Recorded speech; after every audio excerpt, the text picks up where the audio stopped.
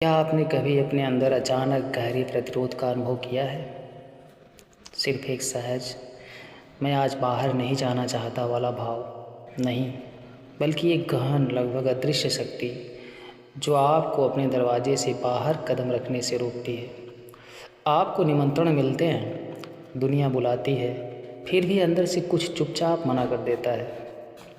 यह आलस्य नहीं है, ना ही साधारण शर्म, यह कुछ ज़्यादा जटिल है।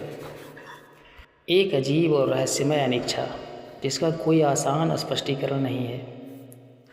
बाहरी दुनिया में ऐसा क्या है जो यह अदृश्य अवरोध, यह मौन आंतरिक खिंचाव पैदा करता है? कई लोगों ने आपको यह बताने की कोशिश की है कि उस एहसास का क्या मतलब है। वे कहते हैं कि यह डर है या शायद आप बस थके हुए हैं। कुछ लोग इसे असामाजिक व्यवहार या उससे भी बदतर कमजोरी कहते हैं। लेकिन क्या हो अगर यह सारी धारणाएं सच्चाई से भटक जाए? क्या हो अगर यह प्रतिरोध असफलता का संकेत ना होकर अपनी आपकी आत्मा का एक छिपा हुआ संदेश हो, एक संकेत कि आप दूसरों से अलग तरीके से आगे बढ़ रहे हैं, अलग तरह से देख रहे हैं, अलग तरह से महसूस कर रहे हैं। आप खुद से पूछ सकते हैं, जब मैं भीड़ से घिरा होता हूँ तो अकेले होने पर मैं ज़्यादा जीवंत और संपूर्ण क्यों महसूस करता हूँ? बाहरी दुनिया का शोर मुझ पर इतना भारी क्यों लगता है, जबकि मौन एक सौम्य उपचार जैसा लगता है? इन भावनाओं के पीछे एक सवाल छिपा है जिसे आपने शायद अभी तक पूरी तरह से नहीं सुना होगा। क्या हो अगर बाहरी दुनिया से जुड़ी यह बेचैनी कोई ऐसी चीज़ ना हो जिसे ठीक किया जाए या जिससे छिपाया जाए, बल्कि अंदर की किसी गहरी चीज़ को जगाने का आह्वान हो? यह एहसास यह गहरा नहीं, आपकी आत्मा की विफलता नहीं, बल्कि एक जागृति है। ऐसा लगता है जैसे आपकी आत्मा किसी शांत आवाज़ के जरिए आपसे कह रही है कि आपका स्थान बेमतलब भागती भीड़ के बीच नहीं है, बल्कि किसी शांत और पवित्र जगह पर है जहां आप सचमुच खुद हो सकते हैं। हो सकता है आपने बरसों दूसरों को यह समझाने में बिताए हों, बहाने गढ़े हों या बिना कुछ कहे ही पीछे हट गए हों। हो सकता है आपने खुद को अकेला महसूस किया हो, गलत समझा गया हो, या शोरगुल की बजाय मौन और भाग दौड़ की बजाय आराम को चुनने के लिए आलोचना का शिकार भी हुआ हो।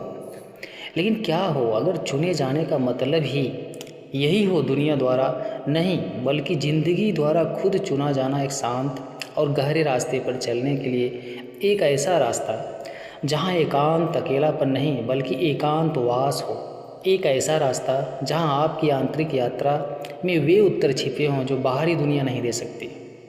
यह चुनाव आपके भीतर एक गुप्त जैसा लगता है, एक पवित्र पहचान कि आप अलग हैं, टूटे हुए नहीं। देखिए, बचपन से ही समाज हमें यही सिखाता है कि खुशी गति और शोर में बसती है। हम यह मानना सीखते हैं कि खुशी समारोहों, पार्टियों और निरंतर संपर्क में ही मिलती है। हमें बताया जाता है कि मिलनसार होने का मतलब सफलता और संतुष्टि है। लेकिन क्या हो अगर यह कहानी सिर्फ कुछ लोगों पर ही लागू होती हो? क्या हो अगर आप उन दुर्लभ लोगों में से हो जो शांति में अपनी शक्ति पाते हैं, वे जो भीड़ और सतही बातचीत के बीच अपनी ऊर्जा को खत्म होते हुए महसूस करते हैं, जो तभी जीवंत होते हैं जब वे अपने शांत कोनों में लौटते हैं। यह एहसास आपके अंदर एक खामोश संघर्ष जैसा लग सकता है। दुनिया क्या उम्मीद करती है और आपका दिल क्या चाहता है, इसके बीच आप खुद को ढालने, मस्ती में शामिल होने का दबाव महसूस कर सकते हैं। तब भी जब आपके शरीर की हर कोशिका इसका विरोध करती हो, यह संघर्ष वास्तविक है और यह तनाव पैदा करता है। मैं बाकी लोगों जैसा क्यों नहीं हूँ?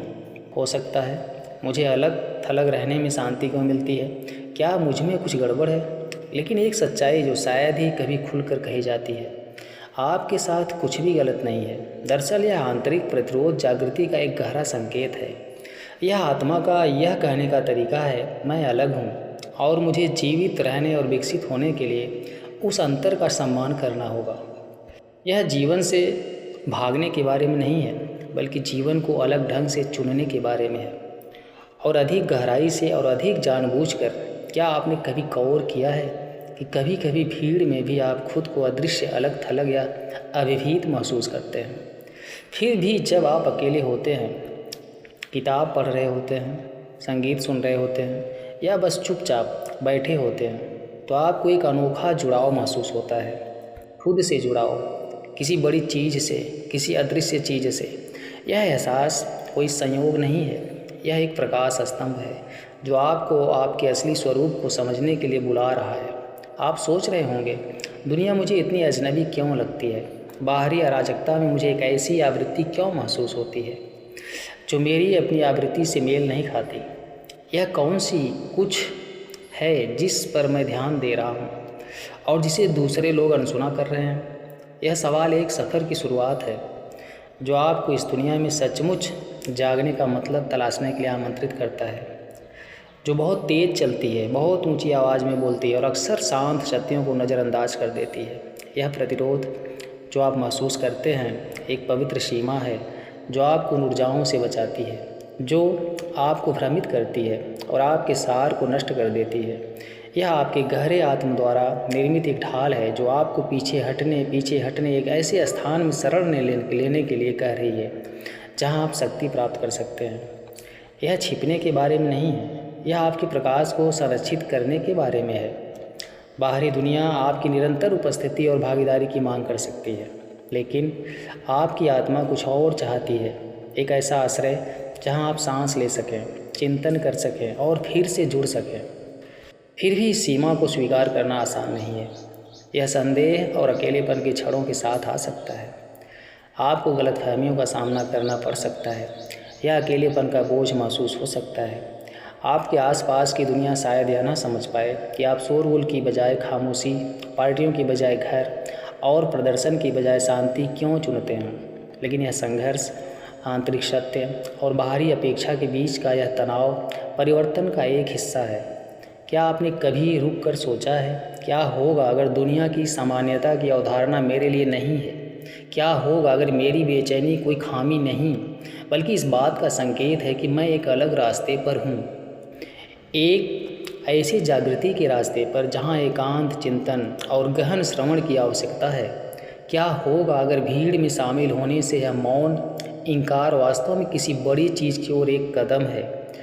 यह एक ऐसा रहस्य है जो बहुत से लोग नहीं जानते। कुछ आत्माओं को घुलने मिलने के लिए नहीं, बल्कि अलग रहने के लिए, शोरगुल का पीछा करने के लिए नहीं, बल्कि एक पवित्र मौन विकसित करने के लिए बुलाया जाता है। इस चुने हुए लोगों में एक नाजुक जागरूकता, ऊर्जाओं, भावनाओं और सच्चाइयों के प्रति एक बढ़ी हुई संवेदनशीलता होती है जो शायद दूसरों को नज़रअंदाज कर दे। यह संवेदनशीलता कमज़ोर नहीं है, यह एक दुर्लभ और अनमोल उपहार है, लेकिन इसके लिए देखभाल, जगह और सुरक्षा की ज़रूरत होती है। और इसलिए आप जो शांत प्रतिरोध महसूस करते हैं वह कोई बाधा नहीं बल्कि एक द्वार है। यह स्वयं के साथ एक गहरे रिश्ते में कदम रखने, अपनी आत्मा के लय का सम्मान करने और यह पहचानने का निमंत्रण है कि आपकी असली शक्ति भीतर से आती है। आप खोए या टूटे हुए नहीं हैं, आप जाग रहे हैं। एकांत के प्रति आपकी रुचि एक पवित्र प्रवृत्ति है, एक उच्चतर अस्तित्व का आह्वान है जहां दुनिया का शोर गायब हो जाता है और आपकी आत्मा की आवाज़ स्पष्ट हो जाती है। अगर यह बात आपको भी समझ आती है तो आप शायद पूछ रहे होंगे, इस आंतरिक आह्वान की परे क्या है? जिन शांत जगहों की आप चाहत रखते हैं वहाँ क्या इंतज़ार कर रहा है? शोर की चाहत रखने वाली दुनिया और शांति की तलाश करने वाली आत्मा के बीच के तनाव को आप कैसे पार करते हैं? यह वह सवाल है जो उन गहन सत्यों के द्वार खोलते हैं जिन्हें मैं आगे आपके साथ साझा करूंगा। यात्रा अभी शुरू ही हुई है। इस शांत नहीं के पीछे खोज का एक विशाल परिदृश्य छिपा है, एक ऐसी दुनिया जहां आपका एकांत शक्ति है, आपका मौन ज्ञान है और आपका घर आत्मा की जागृति का एक पवित्र मंदिर है। क्या आप यह जानने के लिए तैयार हैं कि चुने जाने का असली मतलब क्या है? छोड़ने की आपकी अनिच्छा में किसी छिपी शक्ति को समझने के लिए अगला कदम यह बताएगा, यह भावना एक सीमा नहीं बल्कि एक दीप्तिमान उपहार क्यों है? आगे बढ़ते हुए इस प्रश्न को अपने मन में रखें, क्या होगा यदि घर के अंदर रहने का चुनाव करना एक गहन आध्यात्मिक क्रांति का पहला कार्य है जो आपके अपने हृदय के भीतर से शुरू होती है? क्या आपने कभी किसी कमरे में कदम रखते ही अचानक भारीपन महसूस किया है, जबकि किसी ने कुछ कहा भी नहीं? मानो माहौल ने ही आपकी आत्मा को दबा दिया हो। या हो सकता है कि आप किसी ऐसे व्यक्ति के पास रहे हों जिसकी उपस्थिति आपको थका देने वाली लगी हो, मानो उसने बिना किसी प्रयास के चुपचाप आपकी ऊर्जा ले ली हो और बाद में आपको थका हुआ छोड़ दिया हो। यह पल भले ही छोटे लगे या आसानी से नज़रअंदाज किया जा सके, लेकिन कुछ लोगों के लिए यह रोज़मर्रा की सच्चाई होती है। ऊर्जा की यह एक सूक्ष्म भाषा जिसे दूसरे देख या समझ नहीं पाते। यह उन लोगों का अनुभव है जो जीवन की सतह के नीचे छिपी अदृश्य धाराओं को समझते हैं। अगर आप इस एहसास को पहचानते हैं तो आप उन चंद लोगों में से एक हो सकते हैं जिनके पास कुछ लोग जिसे आध्यात्मिक एंटीना कहते हैं हुआ है। यह हमारे आसपास घूम रही अदृश्य ऊर्जाओं के प्रति एक बढ़ी हुई संवेदनशीलता है। ऐसी ऊर्जाएं जो भावनाओं, इरादों और यहाँ तक कि अनकहे सच को भी समेटे हुए हैं। कल्पना कीजिए कि आप किसी व्यस्त सड़क पर चल रहे हैं और आवाज़ों और कारों के शोर को महज शोर समझने के बजाय आपको भीड़ से निकलती चिंता, तनाव या झूठ की लहरें महसूस होती हैं। यह कोई पागलपन नहीं है, बल्कि एक दुर्लभ धारणा है जो कई लोगों में कभी विकसित नहीं होती या वे इस पर ध्यान भी नहीं देते। एक दिन मारिया नाम की एक महिला ने मुझे बताया कि कैसे वह अपने कार्यस्थल पर प्रवेश करते ही बिना किसी के बताए तुरंत जान जाती थी कि दिन मुश्किल होगा या नहीं। उसने अपने सहकर्मियों की सामूहिक ऊर्जा को महसूस किया। तनाव, प्रतिस्पर्धा, अनसुलझे संघर्ष। ऐसा लग रहा था मानो कमरा ही उसकी सहज समझ में आने वाली भाषा बोल रहा हो। मारिया ने बताया कि कैसे कुछ दिन वह पूरी तरह से थकी हुई काम से बाहर निकलती थी, जबकि अन्य दिनों में जब वातावरण शांत और गंभीर होता था तो वह ऊर्जावान और शांत महसूस करती थी। उसके सहकर्मी इसे मनोदशा में उतार चढ़ाव या संवेदनशीलता के रूप में देखते थे। मारिया जानती थी यह कुछ गहरा था, एक सूक्ष्म भावनात्मक परिदृश्य से जुड़ाव जिससे दूसरे लोग अनदेखा कर देते हैं। यह उन लोगों के लिए एक छिपी हुई सच्चाई है जो घर की शांत शरण स्थली को पसंद करते हैं। बाहरी दुनिया इन अदृश्य तरंगों से भरी है, कुछ उत्साहवर्धक, कई भारी, भ्रामक या यहाँ तक कि विषाक्त भी चुने हुए।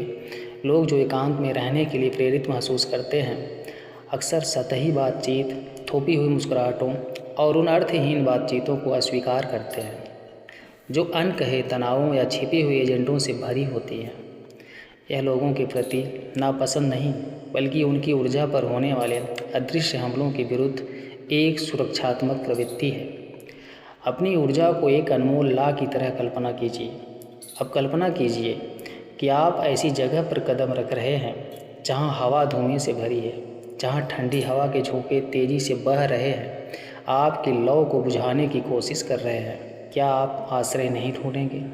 यही कारण है कि कई लोग जो इन सूक्ष्म ऊर्जाओं को महसूस करते हैं अपने घर को एक अभयारण्य के रूप में पसंद करते हैं, एक ऐसी जगह जहां ला बिना किसी व्यवधान के प्रज्वलित हो सके। मैं आपको कार्लोस के बारे में बताता हूं, एक ऐसे युवक के बारे में जिसने इस सच्चाई को बहुत मुश्किल से जाना। उसे लोगों से मिलना जुलना बहुत पसंद था, लेकिन उसने देखा कि हर पार्टी या समारोह के बाद उसे गहरी थकान महसूस होती थी जिसे नींद से भी ठीक नहीं किया जा सकता था। वह निमंत्रणों से घबराने लगा और आखिरकार उन्हें स्वीकार करना ही बंद कर दिया। दोस्त उसे दूर दूर तक अलग थलग या रूखा कहते थे, लेकिन कार्लोस किसी अनमोल चीज़ की रक्षा कर रहा था, अपनी जीवंतता और स्पष्टता की। समय के साथ उसने यह भांपना सीख लिया कि उसकी ऊर्जा कब खतरे में है, और उसने ऐसे वातावरण चुने जो उसके आंतरिक प्रकाश का सम्मान और संरक्षण करते थे।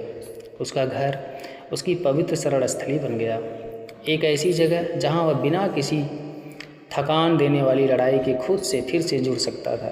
इस सुरक्षात्मक अलगाव को अक्सर अलगाव या स्वार्थ समझ लिया जाता है, फिर भी यह आत्मसंरक्षण और बुद्धिमत्ता का कार्य है। सामाजिक दबाव को नकारने, हमेशा बाहर रहने की अपेक्षा का विरोध करने के लिए साहस की आवश्यकता होती है, खासकर ऐसी संस्कृति में जहां बहिर्मुखता और निरंतर जुड़ाव को महत्व दिया जाता है। चुने हुए लोग समझते हैं कि उनकी उपस्थिति एक उपहार है, लेकिन केवल तभी जब यह स्वतंत्र रूप से और ऐसे वातावरण में दिया जाए जो उनके नाजुक संतुलन का सम्मान करता हो। आप सोच रहे होंगे, आप कैसे जान सकते हैं कि कोई जगह या व्यक्ति आपकी ऊर्जा के लिए सुरक्षित है? इसकी शुरुआत अक्सर सूक्ष्म शारीरिक और भावनात्मक संकेतों से होती है। सीने में भारीपन का एहसास, अचानक सिर दर्द, कंधों में तनाव या किसी अनजानी सी जगह से चले जाने की तीव्र इच्छा, यह आपके शरीर की शुरुआती चेतावनियों में है जो आपको अपनी सुरक्षा करने के लिए प्रेरित करती है। चुने हुए लोग इन संकेतों पर अपनी आत्मा और बाहरी दुनिया के बीच एक महत्वपूर्ण भाषा के रूप में भरोसा करना सीखते हैं। उन पलों के बारे में सोचिए जब आपने बिना किसी स्पष्ट कारण के खुद को अजीब महसूस किया हो सकता है आप किसी कैफ़े में गए हों और बेचैनी महसूस की हो, या किसी नए व्यक्ति से मिलते ही आपको तुरंत एहसास हो गया कि कुछ ठीक नहीं है, भले ही वह आकर्षक या विनम्र हो। यह सहज बोध ही आपका सबसे विश्वसनीय मार्गदर्शक है। इसका सम्मान करना कमजोरी नहीं बल्कि गहरी ताकत है। चुने हुए लोग अक्सर अपनी ऊर्जा को शुद्ध और संरक्षित करने के लिए अनुष्ठान करते हैं, जैसे धूप बत्ती जलाना, ताज़ी हवा के लिए खिड़कियां खोलना या वातावरण को शांत करने के लिए शांत संगीत बजाना। यह प्रथाएं केवल अंधविश्वास नहीं हैं, यह एक पवित्र ऊर्जा सीमा बनाए रखने के साधन है। जिस तरह हम अपने शारीरिक स्वास्थ्य का ध्यान रखते हैं, उसी तरह अपनी ऊर्जा की भलाई का ध्यान रखना उन लोगों के लिए ज़रूरी है जो गहराई से महसूस करते हैं। इस समय मैं आपको रुक कर विचार करने के लिए आमंत्रित करता हूँ। क्या आपके अपने दैनिक जीवन में इन सूक्ष्म ऊर्जाओं को देखा है? क्या आपके जीवन में ऐसे क्षण आते हैं जब आप किसी स्थान या व्यक्ति के अदृश्य भार से अभिभूत महसूस करते हैं?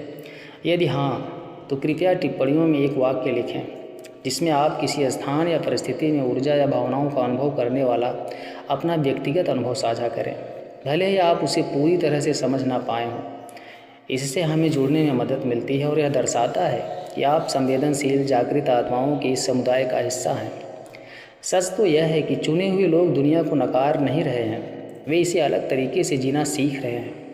वे एक ऐसे रास्ते पर चल रहे हैं जहां हमें उस चीज़ से जुड़ने की ज़रूरत है जिसे ज़्यादातर लोग नज़रअंदाज कर देते हैं। वे अदृश्य धागे जो वास्तविकता के ताने बाने को बुनते हैं। यह संवेदनशीलता एक दुर्लभ उपहार है, एक तरह का आध्यात्मिक रडार जो विशेष देखभाल की मांग करता है।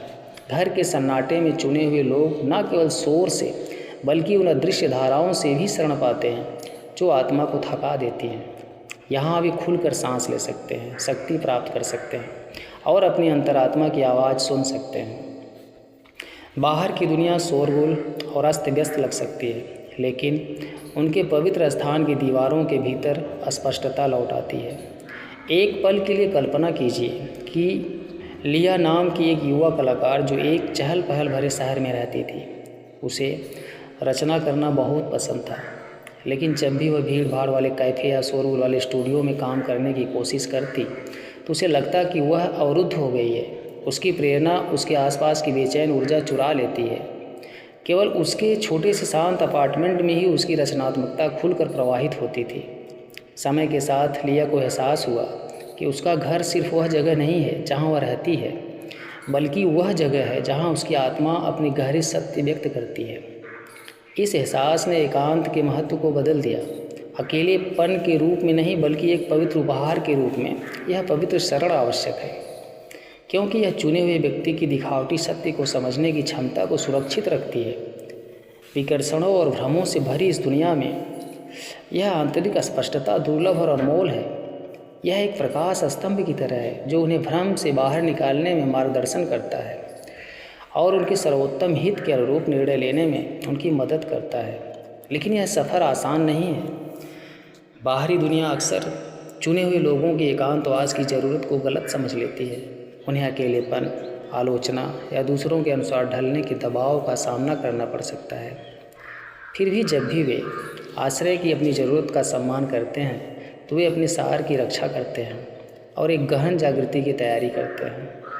तो अगर आप पीछे हटने का आह्वान महसूस करते हैं, अगर आप अदृश्य ऊर्जाओं को महसूस करते हैं और जानते हैं कि अपनी लौ की रक्षा कब करनी है, तो आप अकेले नहीं हैं।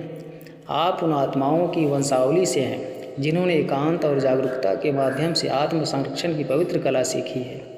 जैसे जैसे आप आगे बढ़ते हैं, याद रखें, आपकी संवेदनशीलता ही आपकी ताकत है।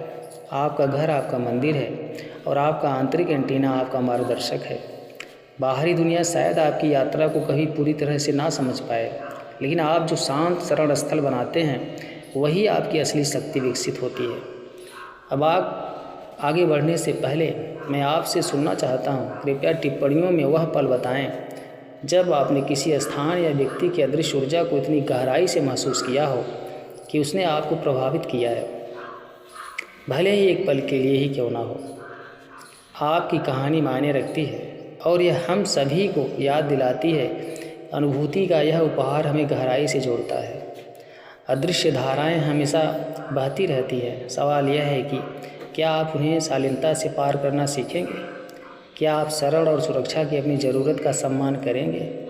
हमारी यात्रा का अगला भाग यह बताएगा कि यह संवेदनशीलता न केवल घर पर रहने के आपके निर्णय को बल्कि दुनिया के गहन प्रकटीकरण में आपकी अनूठी भूमिका को कैसे आकार देती है।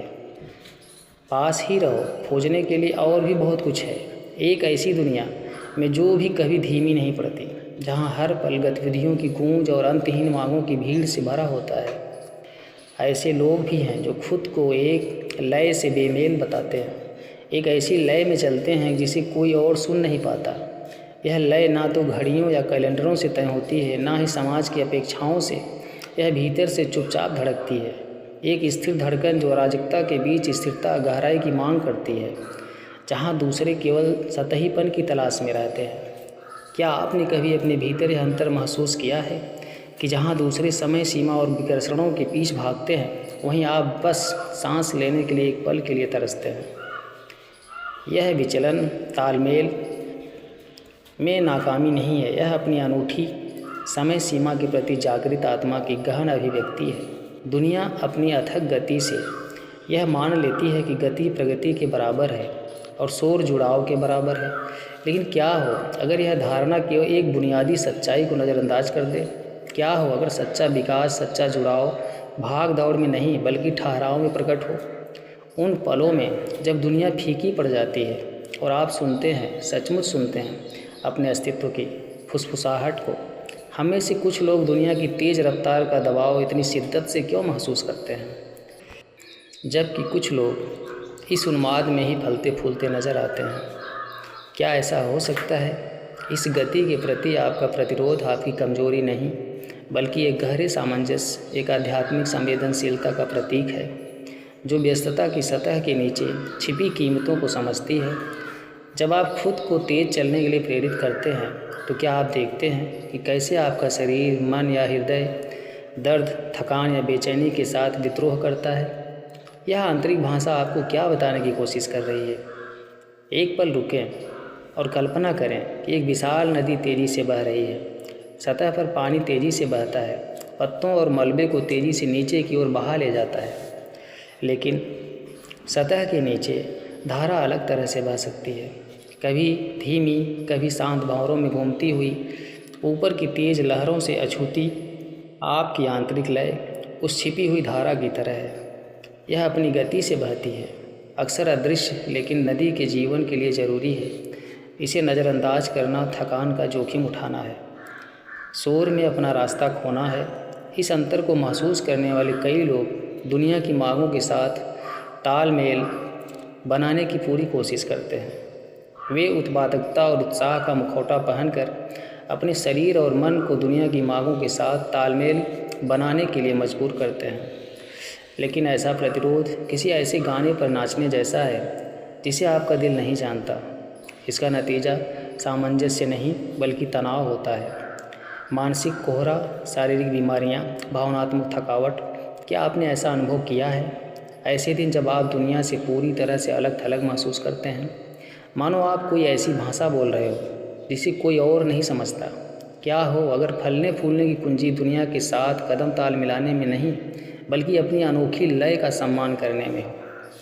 क्या हो अगर आप मौन में, एकांत में जो पल बिताते हैं वे खोए हुए पल ना हों बल्कि हासिल किए हुए पल हों? ऐसे पल जहां आपकी आत्मा मजबूत हो, आपकी अस्पष्टता बहाल हो, आपका उद्देश्य नया हो। प्रकृति की ऋतुओं के बारे में सोचिए। शीतकाल विश्राम का समय होता है, जब धरती बर्फ़ के नीचे सिमट जाती है और चुपचाप पुनर्जन्म की तैयारी करती है, शीतकाल के गहरे विराम के बाद ही बसंत आता है, जो ताज़ी वृद्धि और जीवंत जीवन लेकर आता है। अगर दुनिया पृथ्वी को शीतकाल छोड़ने के लिए मजबूर करे तो क्या होगा? इसी तरह आपका आंतरिक समय भी अपने ऋतुओं की मांग करता है। नवीनीकरण से पहले एक पवित्र विराम। क्या आपने कभी गौर किया है कि हमारे तेज़ तर्रार समाज में कितने लोग थकान, चिंता या अर्थहीनता की भावना से ग्रस्त हैं? क्या यह इस बात का सामूहिक संकेत हो सकता है कि आधुनिक जीवन की गति हमारे भीतर की गहरी लय से मेल नहीं खा रही है? हम धीमे होने और अपने बनने के द्वार पर भरोसा करने का ज्ञान कैसे पुनः प्राप्त कर सकते हैं? यह आंतरिक लय एक शिक्षक भी है। यह आपको गहराई से सुनने या समझने के लिए प्रेरित करती है कि आप कब खाली हैं और कब पूरी तरह ऊर्जावान हैं। यह आपको दायित्व के शोर और इच्छा की शांत पुकार के बीच अंतर करने के लिए कहती है। यह आपको आत्मकरुणा का अभ्यास करने के लिए आमंत्रित करती है। जब आपकी आत्मा को विश्राम की आवश्यकता हो तो ना कहें, और जब वह सक्रिय होने के लिए हो तो उसे हाँ कहें। दोस्तों, आज की वीडियो में बस इतना ही। फिर मिलते हैं आपको ऐसे ही बहुत ही रोचक वीडियो के साथ अगले वीडियो में। तब तक के लिए जय हिंद, जय भारत।